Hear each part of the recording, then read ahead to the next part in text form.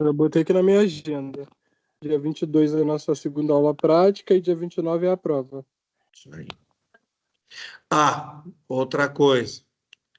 Vocês se lembram que eu tinha marcado a nossa aula prática de topografia para o dia 8?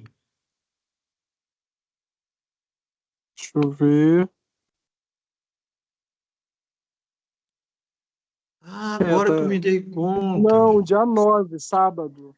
Isso, dia 9, perdão, dia 9. Deixa eu sair aqui só. Deixa eu compartilhar de novo o que eu caguei. Dia 8 é entrega do relatório da aula prática. Ah, já entreguei, viu? Já te mandei. Sim. Bom, eu ainda perguntei quando eu marquei a aula prática para a coordenadora operacional se não ia ter problema, né, com o diabo, né, da nossa do dia 9, nós termos esse final de semana e no próximo, ou seja, no domingo dia 13, domingo dia 10, tem o Enem, e a faculdade ela é usada, utilizada pelo Ministério da Educação para os alunos fazerem Enem aqui. Então, a faculdade Então não vai dar. fica impossibilitada pelo acesso de terceiros nesse final de semana. Então, nosso aulão vai poder ser no dia 9. E tem mais uma coisa que eu me lembrei agora. Tá? Tinha me esquecido. Dia 15 é feriado, então não vai ter jeito mesmo. Então, dia 8 eu vou ter que dar as duas aulas. Para a gente poder fazer a aula de prática dia 22. 15 de novembro Tá, calma aí. Então, dia 20. Então a aula prática do dia 9 cancela. cancelamos, tá? Tá, mas não vai Então, ter no Cancela. outro dia? Não vai ter, porque não tem outro calma, é que dia eu para quero, dar. que eu quero conversar com vocês, tá? Conversa. Bom, a gente pode fazer essa aula prática de topografia, tá?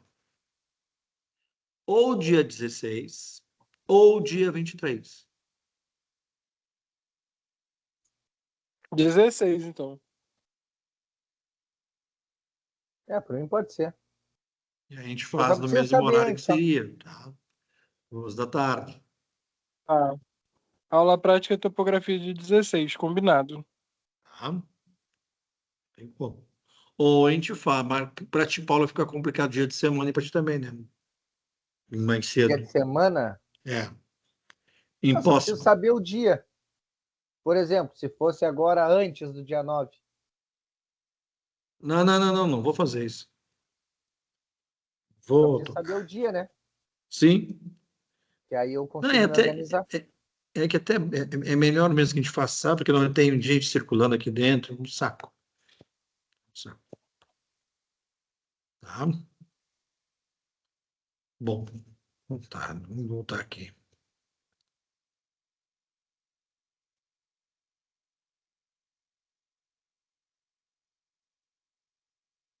Então, hoje nós vamos iniciar, né, o capítulo 4, unidade 4, que é a última unidade da disciplina de vocês. Tá? Então, esse capítulo é bem voltado para a hidrometria, ou seja, é realmente para fazer as questões de medição de fluxo hídrico. Tá? Então, vamos lá. Como a gente viu nas aulas anteriores, né, a gente trabalhou com um tipo de escoamento, com um tipo de pressão nas tubulações. Nós vimos também como é que é esse escoamento quando eu tenho um canal aberto, um circuito fechado. Bom, mas agora a gente vai ver um pouco mais, tá, sobre essa questão de medir esse fluxo de fluido, ou seja, nós vamos estar voltado, né? Como é que a gente faz para medir a quantidade de água que está passando numa tubulação, por exemplo, de abastecimento de água de uma cidade de uma adutora. Tá? Então, existem equipamentos e técnicas que são utilizados para este fim. O que é essa merda está aqui, cara? Que coisa louca. Aqui ficou travado esse troço. Só um pouquinho.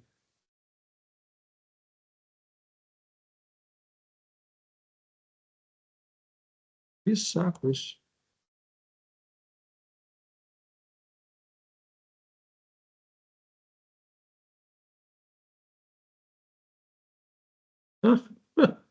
Fiquei com um troço na minha janela aqui, que não sai. Aqui não tá aparecendo pra gente, não. Ah, então tá, que bom. Então vamos voltar ali, eu vou compartilhar de novo, que aparece na minha tela embaixo. Então, se eu comer alguma linha aí, vocês me chamem a atenção. Tá? Para mim aqui tá parecendo normal. Agora saiu. Eu mudei, eu descompartilhei, compartilhei, aí saiu. Olha o que estava aparecendo para mim aqui. Então, lá. Beleza. Então, essa unidade, quando a gente acabar os nossos encontros, nossos 3 encontros dessa unidade, vocês vão entender como é que a gente faz e como é que a gente domina essas técnicas de medição, né? Então, tanto em escoamento em condutos forçados, ou seja, em tubulações de abastecimento hídrica, quanto em vãos livres, em tubulações abertas, né, sumidouros, né? Então, o conhecimento da hidrometria da engenharia civil é extremamente importante, justamente porque essa medição faz com que eu verifique se o dimensionamento que eu fiz da minha unidade de abastecimento foi correto, se eu preciso fazer alguma adequação no processo, assim como também na parte de esgotamento sanitário. Bom, então, pensando no projeto de uma estação de tratamento de água, e que a gente comumente chama isso de ETA, é necessário, então, a gente saber um pouco sobre a vazão de um corpo hídrico e o que isso acarreta num sistema de água tratada. E é preciso citar, por exemplo, que se faça uma outorga de uma determinada vazão, ou seja, eu tenho que estabelecer, deixar isso normatizado, quanto que eu vou estabelecer de vazão de água. Então, à medida que a água é retirada do corpo hídrico, ela também deve ser monitorada, porque se eu estou tirando água de um curso, seja de um rio, ou seja de um lago, eu, quando faço meu licenciamento na Agência Nacional de Águas ou no órgão ambiental do Estado, na FEPAM, eu tenho que estar determinado quanto que eu estou retirando de água por hora ou por água por minuto daquele determinado curso de água. Então, isso é documentado, é aferido, né? E isso tem que ser feito relatórios mensais para envio ao órgão ambiental. Então, a gente define vazão e determinando também, conforme a minha instalação, que tipo de medição que eu vou ter que empregar. Tá? Bom, conforme a minha modelo de estação de tratamento, eu vou ter um tipo de tratamento físico-químico que eu vou utilizar na minha estação de tratamento de água. Então, isso tudo são coisas também que acarretam e dão uma demanda de cálculo bem interessante quando a gente, né, quantifica a quantidade de água em uma determinada ETA. Então, processos de medição de vazão.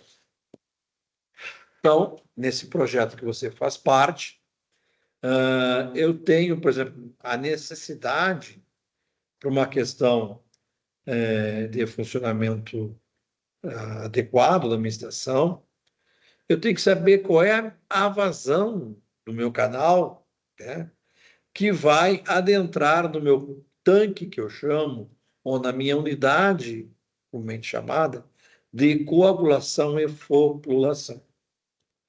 Então, o engenheiro que é responsável pelo processo químico, ou seja, um engenheiro químico ou um químico industrial que fez os cálculos estequiométricos e determinou que para o tratamento, tá, ele te deu, olha, eu preciso de tanto de água, tantos metros cúbicos de água por hora, para que eu tenha uma dosagem X no meu tanque e que dê tempo do meu agente coagulante fazer efeito para que depois eu Professor, consiga ter um processo eficiente a no meu Carol está tratamento. pedindo liberação. Como não? Achei que você tinha um aqui.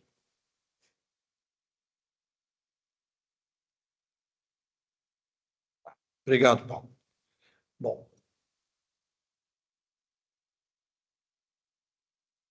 Então, o engenheiro lá, químico ou químico industrial, né, quantificou a quantidade de floculante que ele precisa colocar no tanque e ele, olha, para esse volume de água que nós temos que suprir a cidade, eu preciso de X metros cúbicos de água por segundo da unidade de adução de água na estação de tratamento.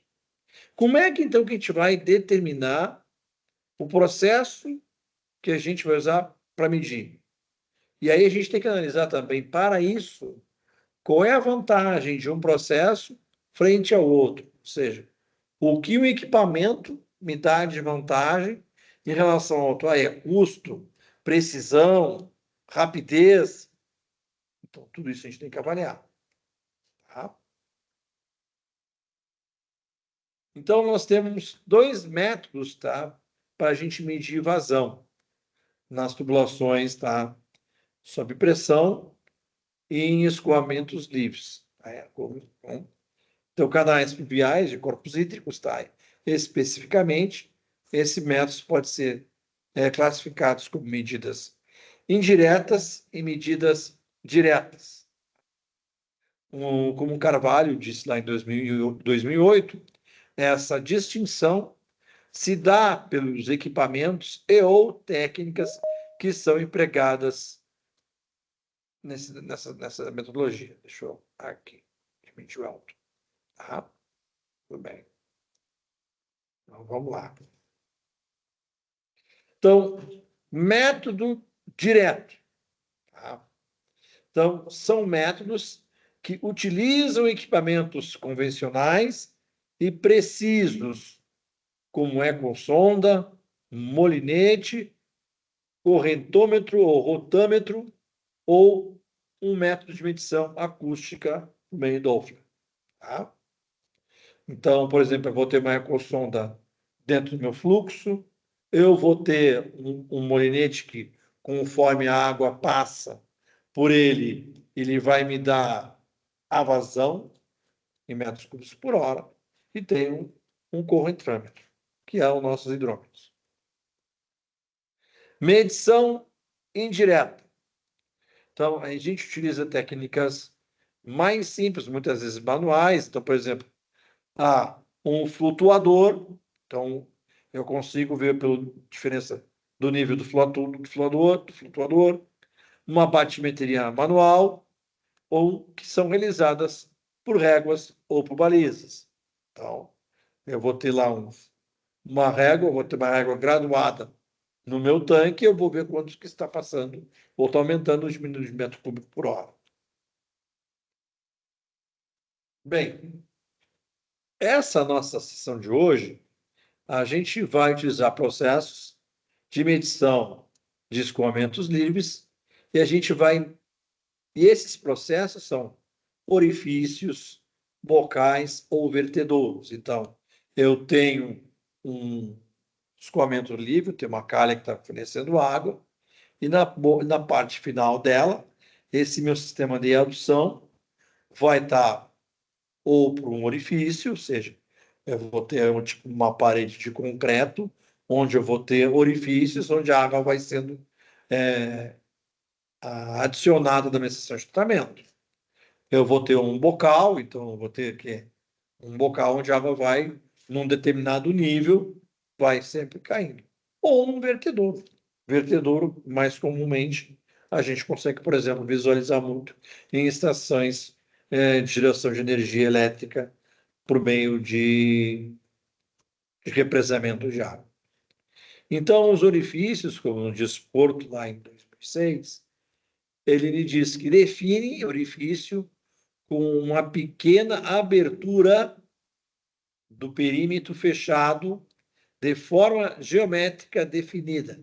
Então, esse orifício pode ser de formato circular, triangular, retangular, ou seja, qualquer formato geométrico ao qual eu consiga determinar a área deste orifício. Tá? Então, realizado na parede de um determinado reservatório, ou de um determinado canal ou conduto de pressão, pelo qual o líquido escoa e, em virtude de sua energia potencial ou cinética, quando a espessura da parede pode ser classificada de parede fina, delgada, grossa, espessa. No caso de grossa ou espessa, para que seja considerado um orifício, a espessura da parede não deve ultrapassar 1,5 vezes a menor dimensão do orifício. Vocês entenderam o que está escrito aqui? Aqui, ó. Então, no caso, tá, de uma parede espessa ou grossa, no caso, parede grossa ou espessa, para que seja considerado um orifício. Então, eu só vou considerar um orifício que ele não deva ultrapassar 1,5 vezes a dimensão do orifício. Isso está se referindo o quê? À espessura da parede. Tá? Então, ou seja, se eu tenho uma parede de 5 milímetros, o meu orifício tem que ser bem pequenininho.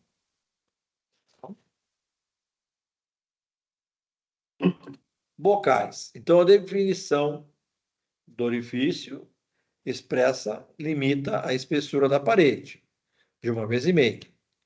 Para a espessura superior, eu vou considerar isso como bocais. Então, bocais extrapassa a dimensão de 1,5 vezes.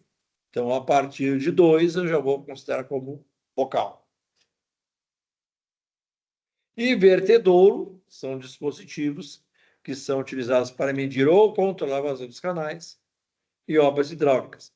Geralmente são estruturas perpendiculares ao fluxo da corrente, acumulando água à sua montante, até que se atinge o nível para que, ao escoar para cima da soleira ou vertedouro. Isso demonstra claramente que a pressão reinante nesse dispositivo, diferente do orifício do bocal, que é a pressão atmosférica. Então, hidrometria, então, é a parte da hidráulica que vai tratar da medição das vazões, medições da velocidade do escoamento em tubos e canais e ensaios em bombas e turbinas para tentar adequar qual é o melhor tipo de energia a gente vai lidar com aquela instalação. Então, o método de medição direta, né, eu tenho um volume conhecido e eu vou medir esse volume conhecido que está sendo determinado por uma unidade de tempo que eu vou marcar o que é conhecida. Então, vazão metro cúbico por unidade de tempo. Então, vazão é uma unidade, uma correlação de volume por unidade de tempo. Eu também posso medir pelo método gravimétrico, tá? Então, pelo método gravimétrico, eu vou pegar o peso, né? Vou dividir ele pelo meu peso específico, vezes a aceleração da gravidade, vezes o tempo, tá? Que, na verdade, o peso ali vai cortar com G e com isso eu vou ter a mesma unidade em cima, vou ter volume por unidade de tempo.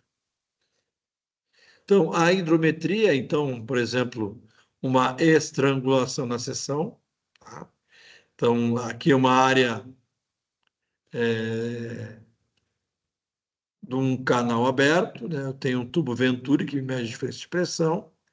E aqui, como é que eu calculo a vazão neste meu incremento? Então, vou ter aqui o diâmetro, né?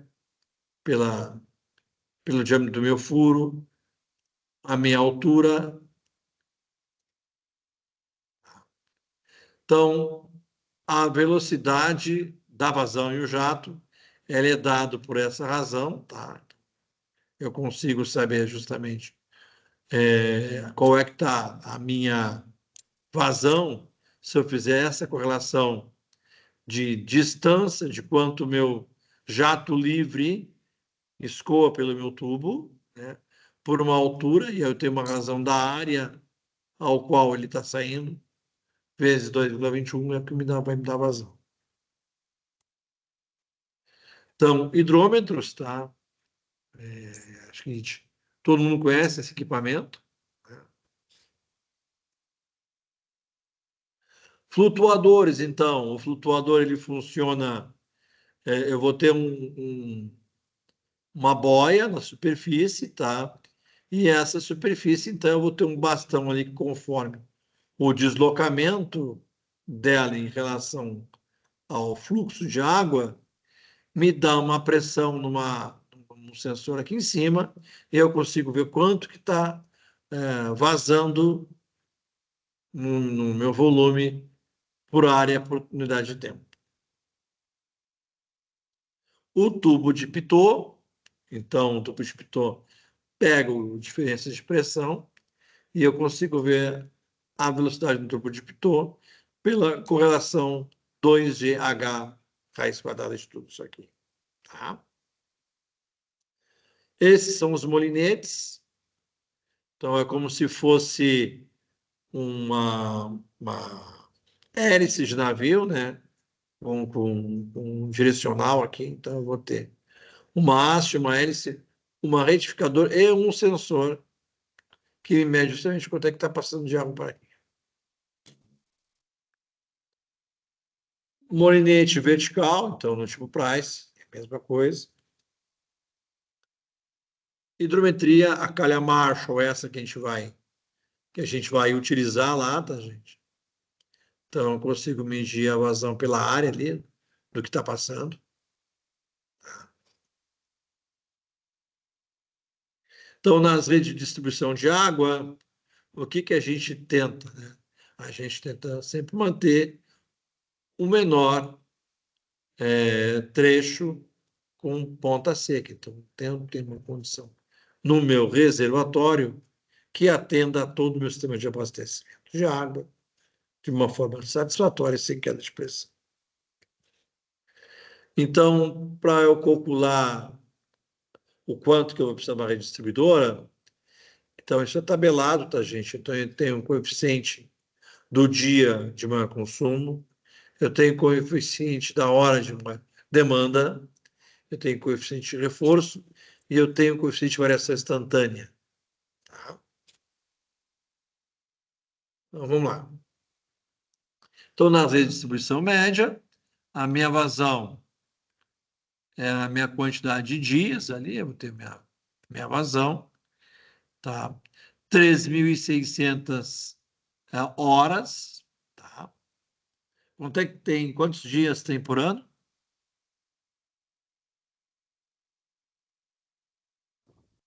É sério? Quantos dias nós temos por ano? 365? Criança é sempre assim. 365. Não pode ser dias úteis, cara. Então, 360 vezes 24.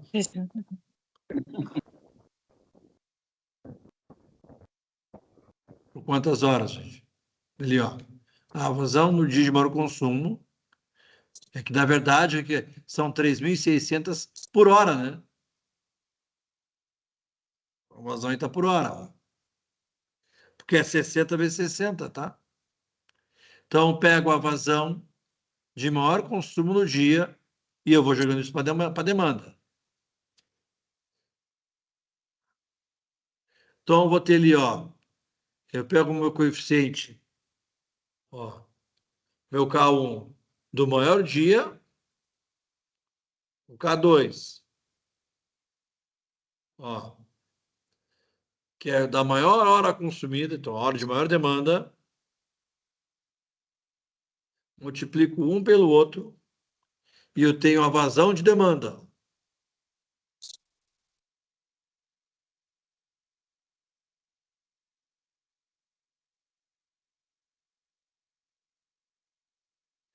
Então, o dimensionamento da rede. Como é que a gente faz a quantificação disso aí? Tá. Então, o dimensionamento da rede vai funcionar analisando como se fosse um circuito em série ou paralelo, tá? Mesma coisa. Ó, a lei de Nord-Kirchhoff das correntes.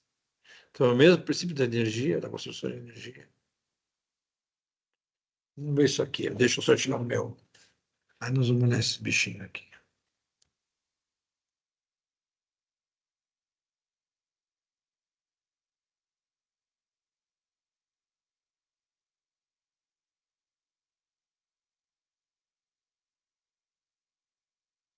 E não está me abrindo lá o YouTube.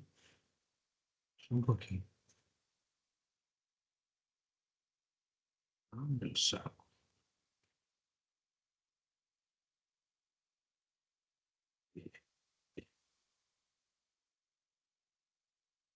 Agora sim.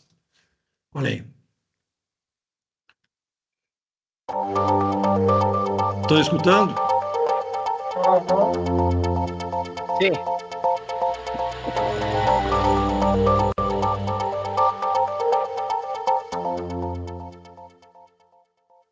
The most diverse substances are transported and distributed in pipelines every single day. This may include drinking water, fruit juices, oil and gas, as well as chemicals, acids, or alkalis. The fluids flowing through pipelines often display completely different properties. Consequently, there are different principles for their measurement. One such method is flow measurement based on the Coriolis principle. The French physicist Gaspard Gustave de Coriolis set out the physical basis for this measuring principle over 200 years ago. What is interesting is that the Coriolis principle allows the flow of mass to be directly measured. Let's take a closer look at how this measurement method works. A tube is located inside each Coriolis flow meter. An exciter causes this tube to oscillate constantly, here in an exaggerated example. If there is no flow, the measuring tube oscillates uniformly. Sensors are located at the inlet and outlet and register this basic oscillation precisely. As soon as the fluid starts to flow in the measuring tube, however, additional twisting is imposed on the oscillation as a result of the liquid's inertia. Now, due to the Coriolis effect, the inlet and outlet sections of the tube oscillate in different directions at the same time. The highly sensitive sensors pick up this change in the tube oscillation in terms of time and space.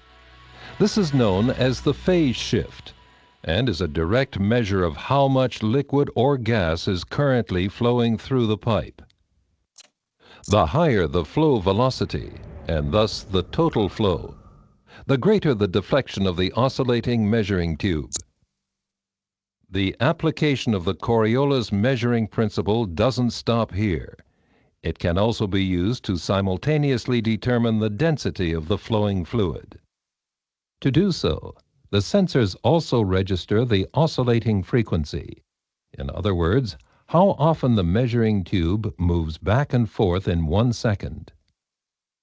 From the animation, it's clear that a tube filled with water oscillates more frequently than a tube filled with honey, for example, which has a far higher density. Thus, the oscillating frequency is a direct measure of the fluid's density. Both the density and the flow are determined simultaneously but independently via the tube oscillation. Endress and Hauser has continuously revolutionized and perfected Coriolis flow measuring technology in numerous innovative systems.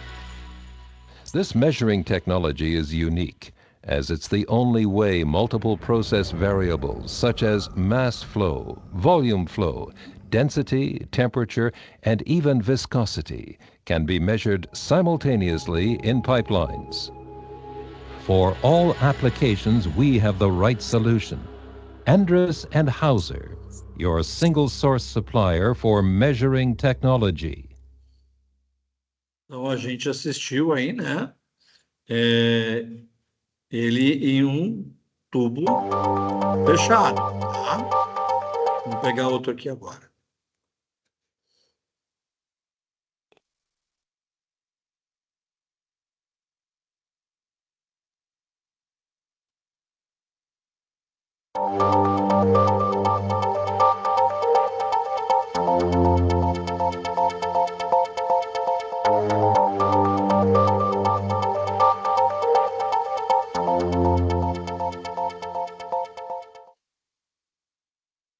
The most diverse substances are transported and distributed in piping systems every single day. They can include solvents and chemicals, oil and gas, or steam for energy transmission. The fluids flowing through pipes often have completely different properties. Therefore, different principles for their measurement are required. One method is flow measurement, based on the differential pressure principle. Some 300 years ago, Swiss mathematician and physicist Daniel Bernoulli discovered the direct relationship between the pressure and speed of a fluid flowing in a pipe. Italian physicist Giovanni Battista Venturi also performed experiments on flow, and in 1797 he built the first flow meter for closed pipes, known as the Venturi tube. Here is how this measurement method works.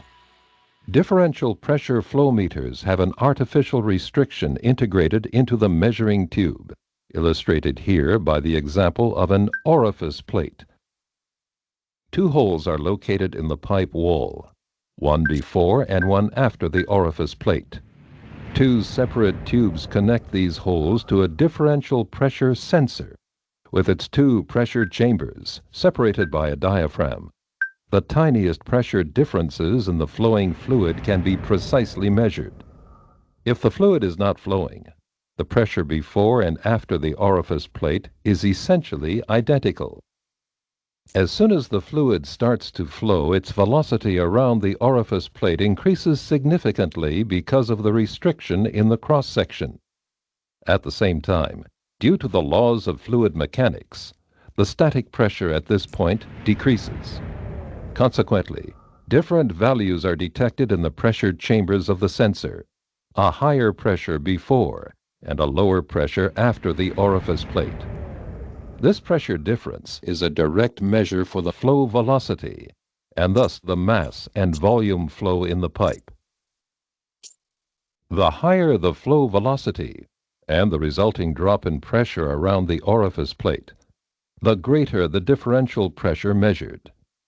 In numerous industrial applications, the orifice plate covers many needs of flow measurement technology. However, other designs are available for certain measuring tasks to minimize undesired effects, such as excessive pressure loss or abrasion of components due to solids carried in the fluid.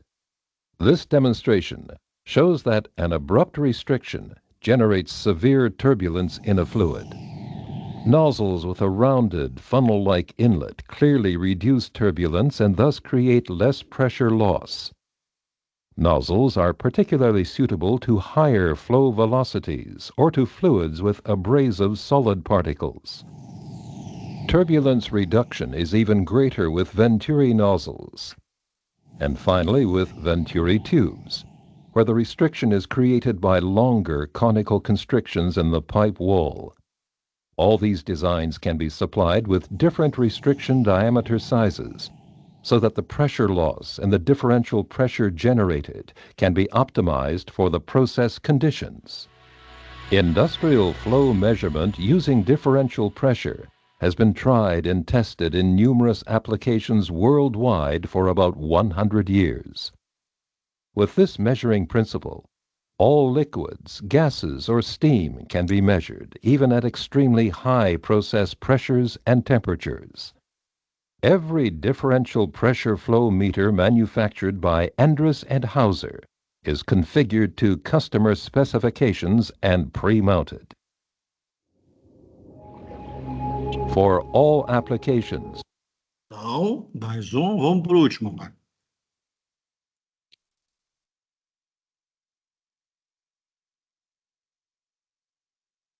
Tubo de pitot agora.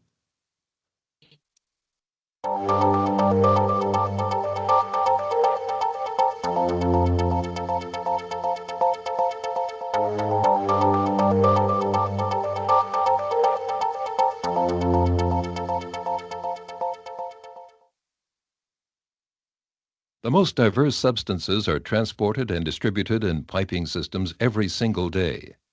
They can include aggressive fluids in the chemical industry, hydrocarbons in petrochemistry, or steam for energy transmission. The fluids flowing through pipes often have completely different properties. Therefore, different principles are required for their measurement. One principle is flow measurement based on dynamic pressure detection using a pitot tube.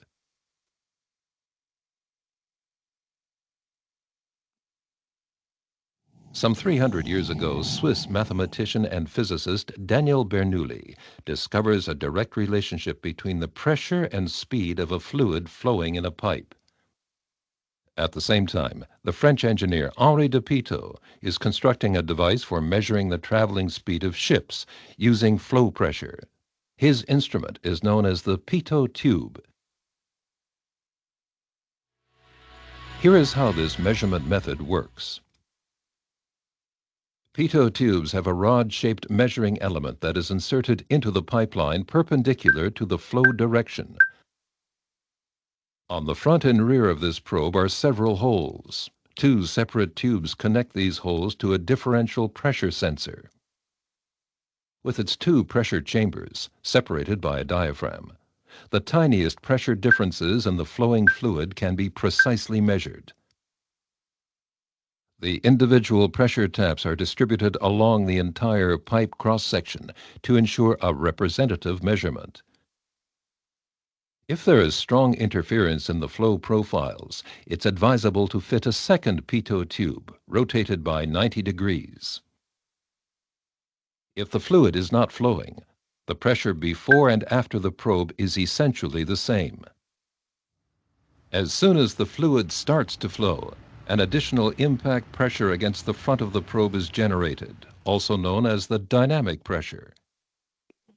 On the rear of the probe, in contrast, only the static pressure, which is not related to the flow, is still measured.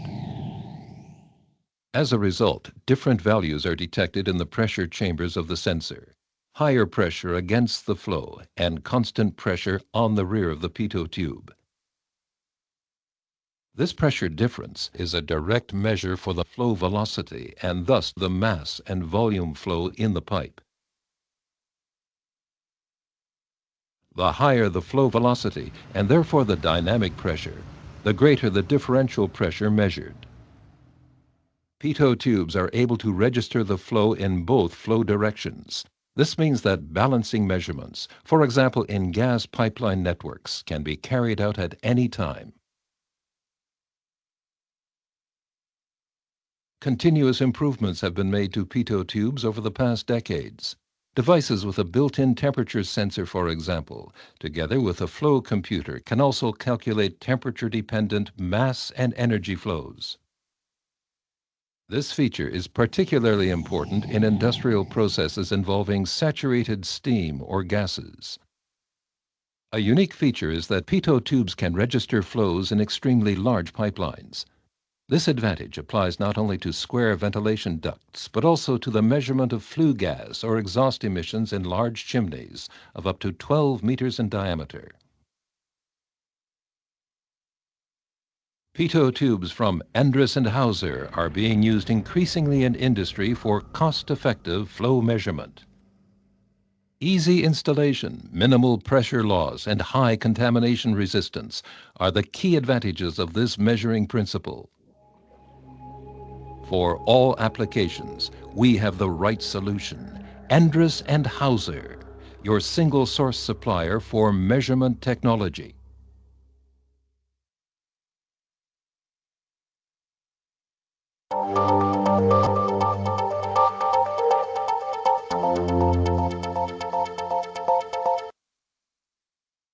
Vou parar de compartilhar aqui, porque...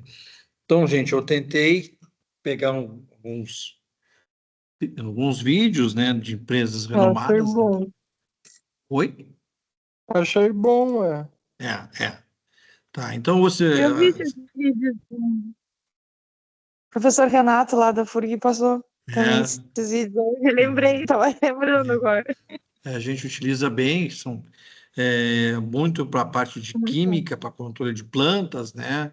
Como Uhum. vocês também podem trabalhar também Controle de na processo. parte... Oi? Eu vi em controle de processos. Sim. Claro que hoje a gente tem a parte toda mais de inteligência artificial, de monitoramento, então. Hoje esses sensores, né, estão em campo, mas eles mandam em tempo real passar de controle de processos, tá? Então, gente, semana que vem, tá, eu vou ter que dar, por causa do feriado do dia 15, tá? Então, a aula 11 e a 12. Então, vai ter que ser uma aula um pouquinho mais longa, tá? E aí, no dia 22, então, a gente faz a aula prática e a prova dia 29. Tá bom, gente? Tá bem. Bom final de semana. Inter, Isso, daqui a sim. pouquinho eu já ponho o link para vocês, né? Beleza, Oi. boa noite. Topografia é quando a prova é uma semana antes, né? Topografia vai ser no dia 18.